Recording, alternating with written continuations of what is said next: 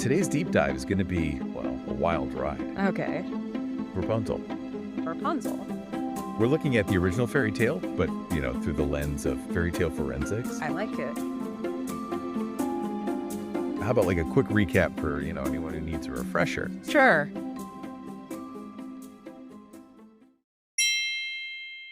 Here is a short summary of the Rapunzel story.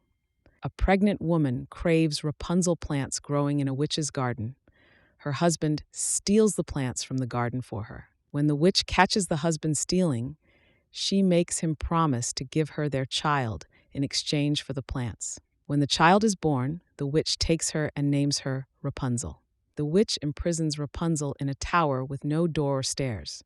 The only way to enter the tower is by climbing Rapunzel's extremely long hair. A prince hears Rapunzel singing in the tower and learns how to enter. He and Rapunzel fall in love. The witch finds out about the prince and cuts off Rapunzel's hair. She banishes Rapunzel to a desert and tricks the prince by making him think Rapunzel is still in the tower.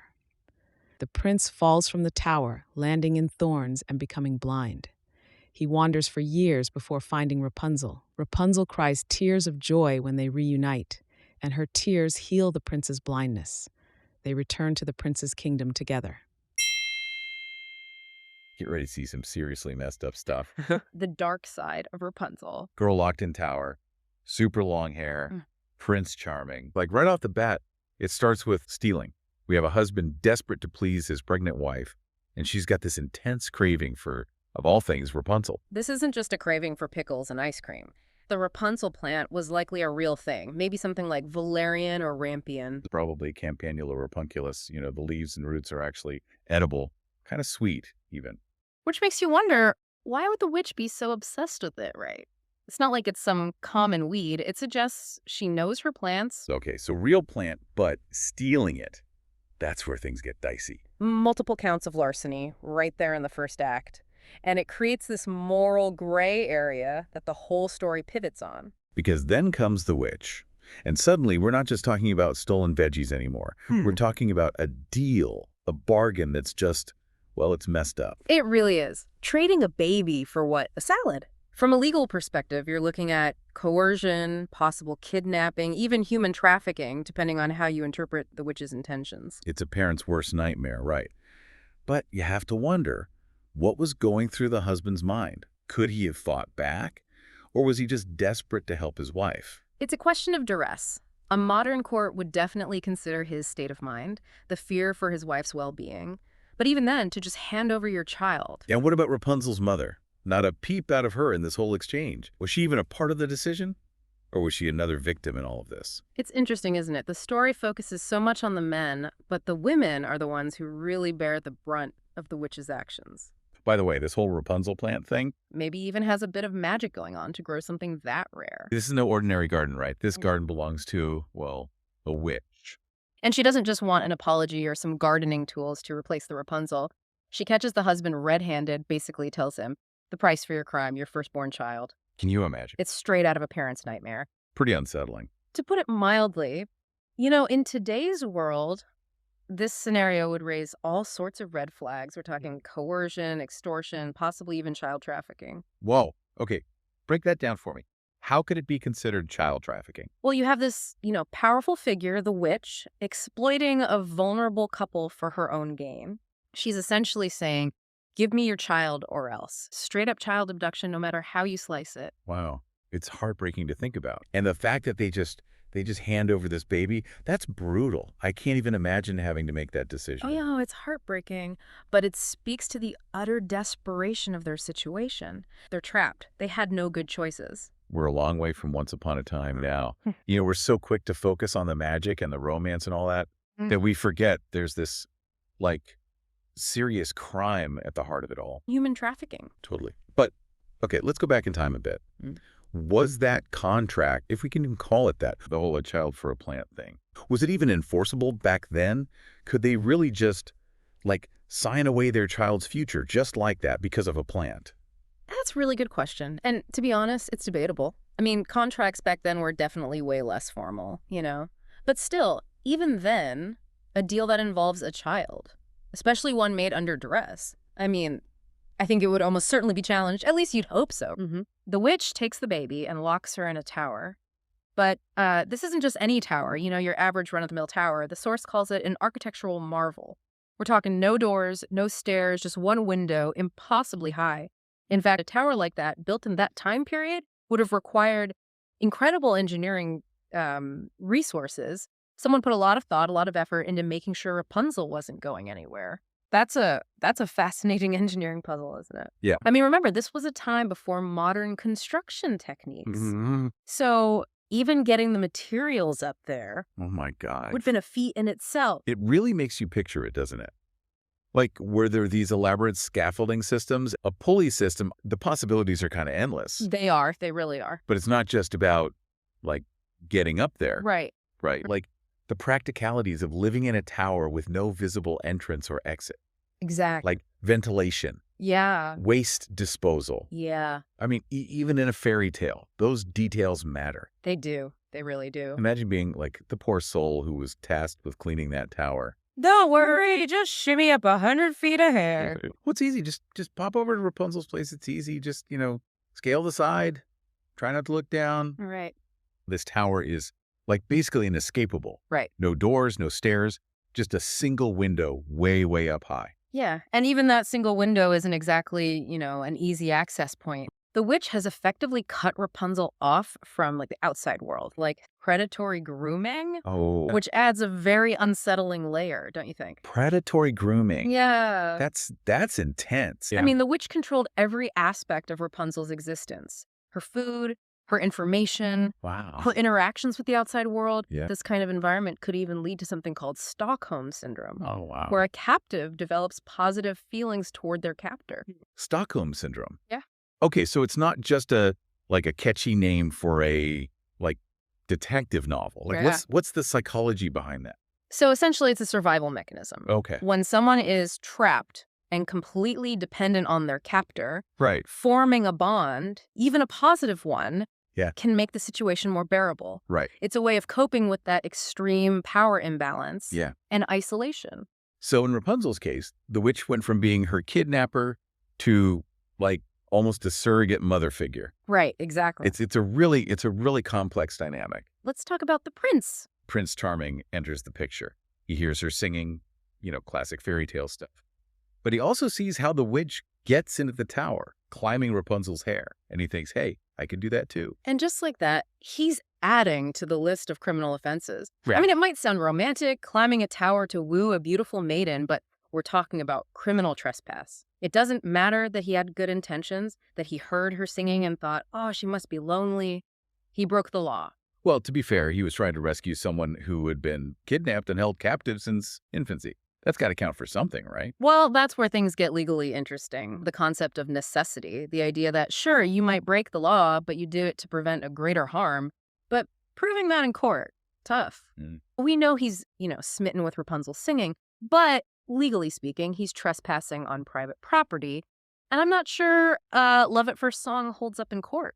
Remember, this is like a world without 911 calls or any real way to check on someone's well-being. It was a different time. Right. And the only way in or out is Rapunzel's hair. Which, okay, I have to ask, could hair really be strong enough to support a full-grown man climbing it over and over again? I mean, come on. That's the thing about fairy tales, right? They tend to stretch the limits of believability. But human hair actually is surprisingly strong.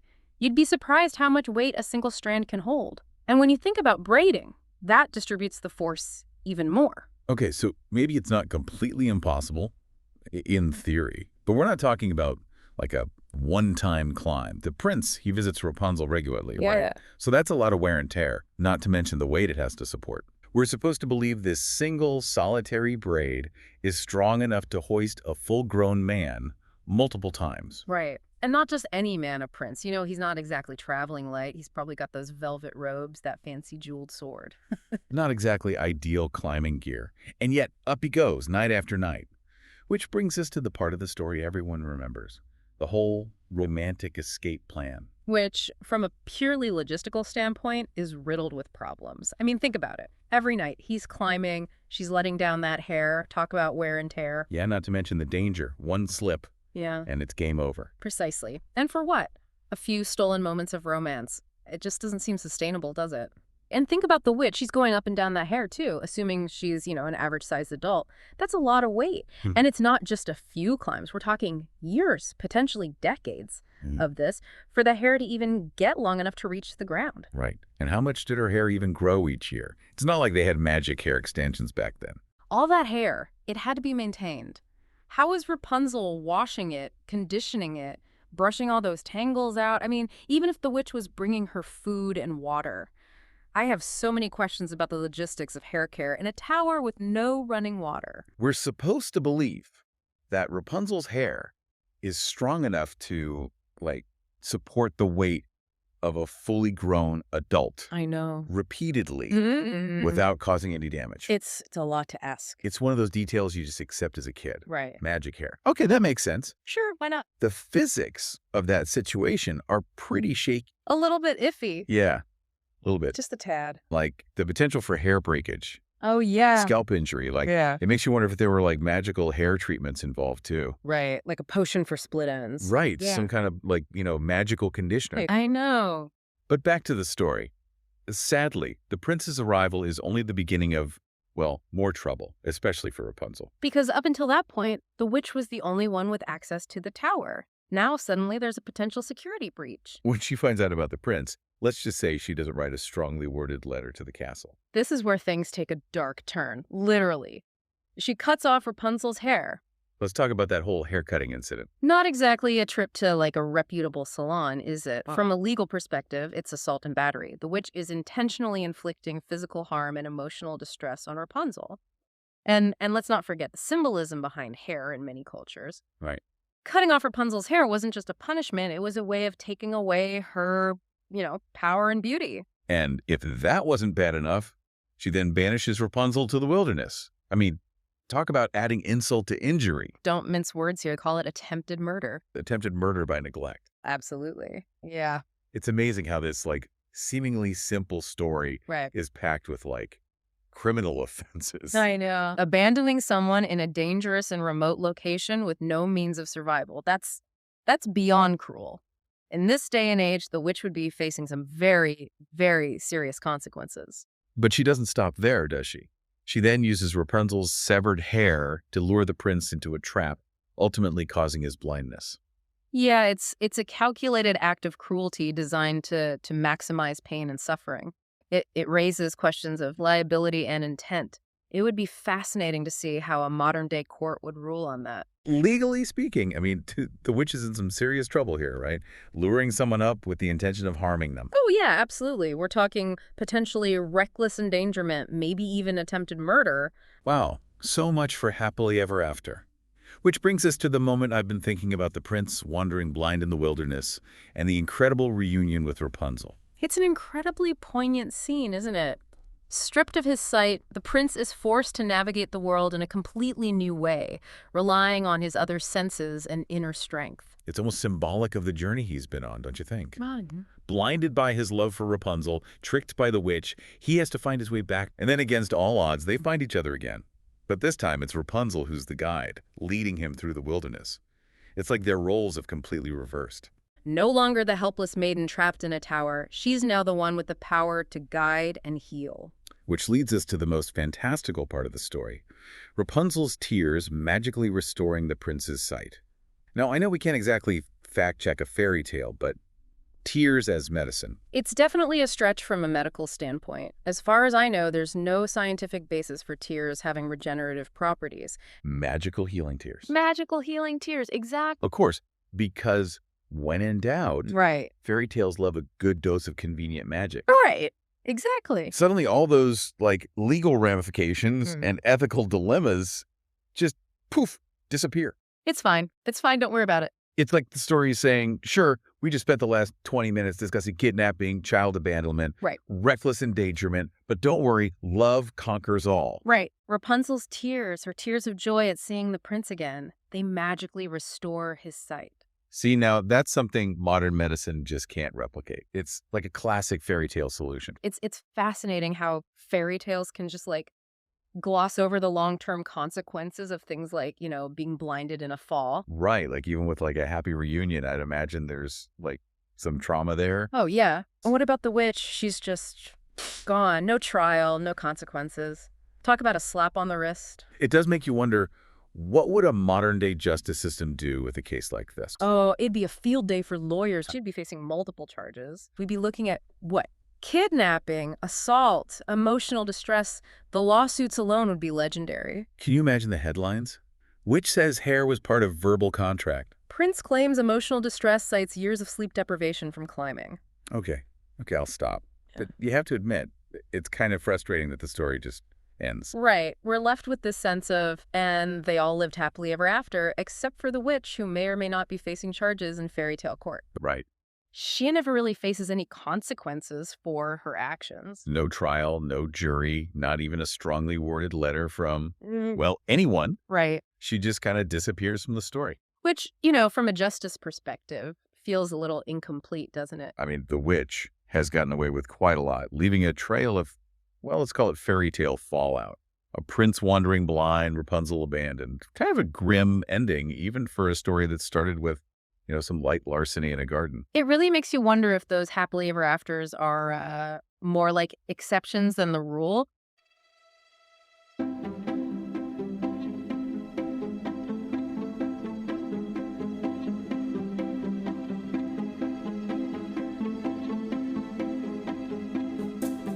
So what resonated most with you during this deep dive? What other questions did this analysis spark for you? We'd love to hear your thoughts. Until next time.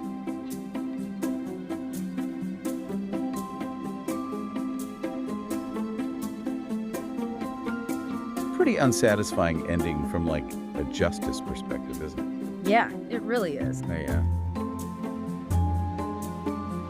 A happily ever after would probably involve a lengthy trial and a not-so-magical prison sentence. Right. It's not exactly a story you'd bring to law school. Yeah. Or is it? You'd be surprised.